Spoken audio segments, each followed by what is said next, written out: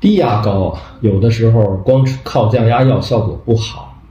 要注意改善一个坏习惯。今天呢，张大夫刚看了一个中青年的高血压患者，这个中青年高血压患者呢，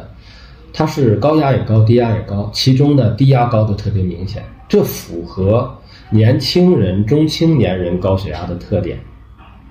但是呢，我今天想说的是啥呢？因为他今天是他爱人跟他一起来的，我想说的就是说，我们除了给他调整降压药，我今天给他调了降压药，在他原有降压药基础上又配合了其他的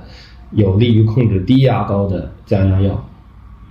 那么除了这个我们能做的之外呢，我还建议他要去看一看呼吸科或者耳鼻喉科。为什么这么说呢？因为好多人的低压高光靠降压药效果不行，低压很难恢复到比较理想的状态，这个时候还要配合改善坏习惯。我前头讲过，你比如说坏习惯，吃盐多、缺乏运动、肥胖、熬夜这个喝酒，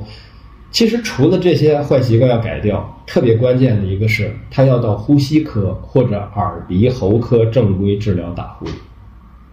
我说到这儿呢，他爱人就说有时候他打呼噜太重了，平时晚上总是有停的时候。其实这就是我们在医学上所说的睡眠呼吸暂停综合征 SARS。 对于这种情况呢，除了在专业心内科医生指导下调整降压药，还要配合呼吸科或者耳鼻喉科医生治疗打呼噜，因为这有可能是他高血压尤其是低压高的根源所在。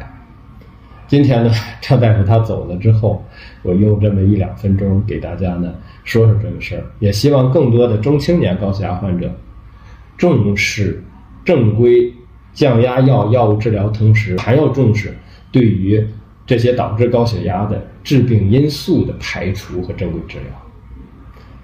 希望今天的介绍呢，能够帮到手机前面的朋友们正确认识这个问题。后头呢，张大夫会讲更多这方面知识大家